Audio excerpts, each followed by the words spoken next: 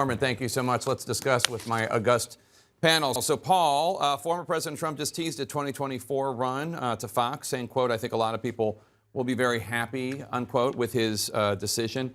How does this affect the Republican Party? Well, I think he's going to run. And that's not just me from the outside. Sure. Talk to people close to Trump. They say it's close to 100% certainty that he's going to run. That's going to chill, I think, many other Republicans from getting in the race. And it's going to further solidify what was once a great political party is now it's become a political death cult of personality around Donald Trump. And it's lamentable for the Republicans. It's dangerous for the country.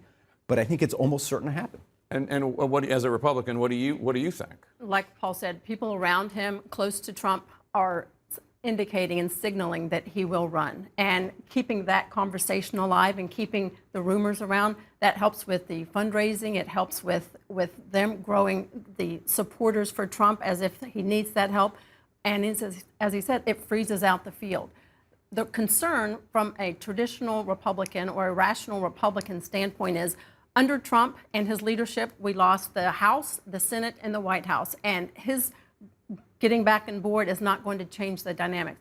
If we didn't learn anything else, we learned an important lesson in Virginia. People have gone past the Trump train. They're going back to the policies that unite this party and this country and not the personalities that divide us. And what we need to do moving forward as Republicans is not just look at who is going to rev up the base and be the strong supporter and candidate for the primary. We need someone who's going to win in the general election, and I don't see that's the way to do it with Donald Trump. You know, you saw Chris Christie out there, though, saying, you know, I'm not going to let Donald Trump determine my potential presidential candidacy. If you don't think you can take on Donald Trump, you shouldn't run. And so he's saying to others, you know, don't let him freeze the field.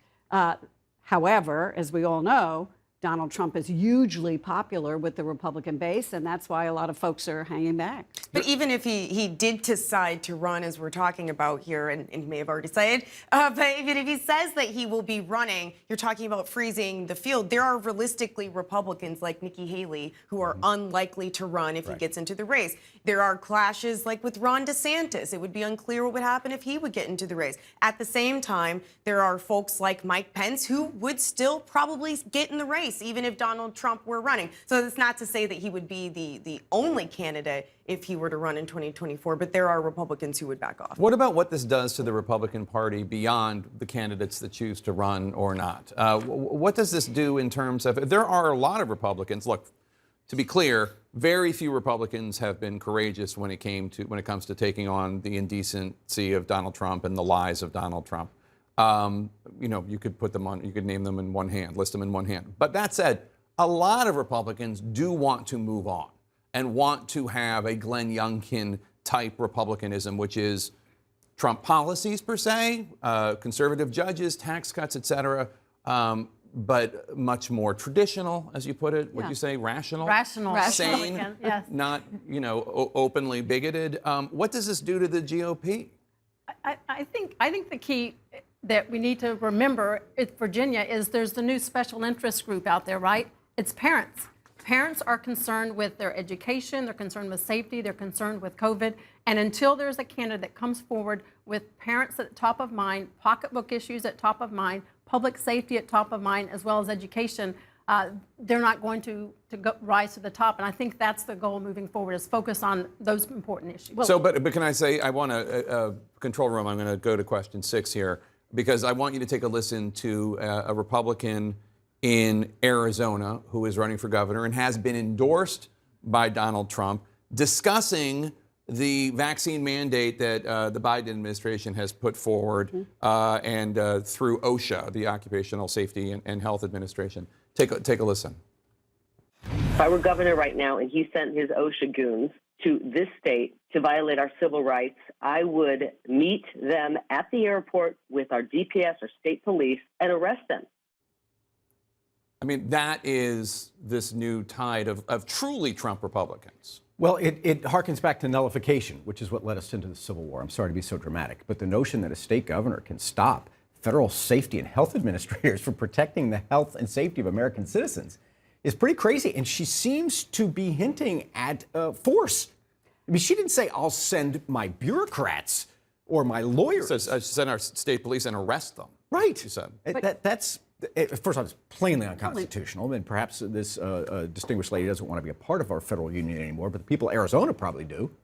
But she called them goons? I mean, this is the language of OSHA goons, a phrase that has never been used before. So this is the anti-government language of Donald Trump.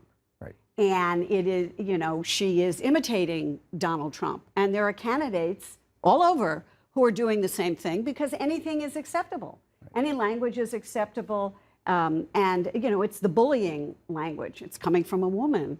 There you go.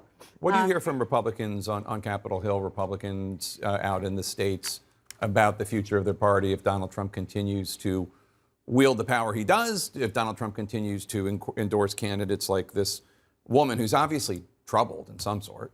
Well, Republicans are doing their own thing. We've seen it with Senate Majority, not Minority Leader, now former Senate Majority Leader Mitch McConnell. At the same time, Kevin McCarthy has welcomed Trump's support when it comes to House races. But certainly the NRCC is also doing their own thing, even in areas where the president is challenging some of their members. And so, Jake, I did just want to add, though, that there is a debate, though, that's going on in the Democratic Party right now about how to respond to former President Trump and whether, this was even before Virginia, about whether you should focus on Trump and Trumpism as a way for Democrats to succeed in the 2022 elections. And there is a school of thought that even if you don't focus on Trump himself, that you should focus on Trumpism because of some of the things that you're talking about today. And speaking of Trumpism, look, Congressman Paul Gosar was out there before Donald Trump came on the scene. But he then put out that tweet in which he showed a photoshopped anime character of himself killing a photoshopped anime character of Congresswoman Alexandria Ocasio-Cortez. He did take down the tweet last night. Gosar tried to clarify, saying it was, quote, truly a symbolic portrayal of a fight over immigration policy. Where's Kevin McCarthy? Right. Where is he on this? I mean, this is outrageous. Even his own sister, Gosar's own sister, called him a sociopath yesterday.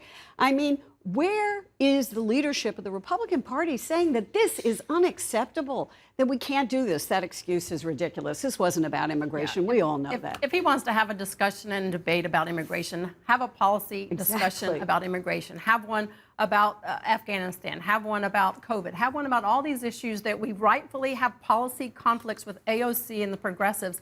Let's have those conversations. But that kind of thing is unacceptable, and the race to the bottom by many Republicans really needs to stop. But does this actually help Democrats, Paul, do you think, the fact that you have the Republican? I mean, I know that you would not like, as a Democrat, a party of Glenn Youngkins or Congresswoman Young Kim, or, you know, rational-seeming Republicans who espouse conservative values. But, you know, the Paul Gosars out there, this woman in Arizona, Donald Trump, does it actually help Democrats win elections? I don't know. Maybe it does. But again, I'd much rather have Alice and her Republican Party, which is distant memory now. He's right here. I know, but that's so far in the rearview mirror. I'm sorry, but it is. I mean, the days when I thought it would be terrible if Barack Obama was replaced with Mitt Romney. Are you kidding? Right. These folks, some of them, especially Donald Trump, are a threat to the Republic, a threat to the nation.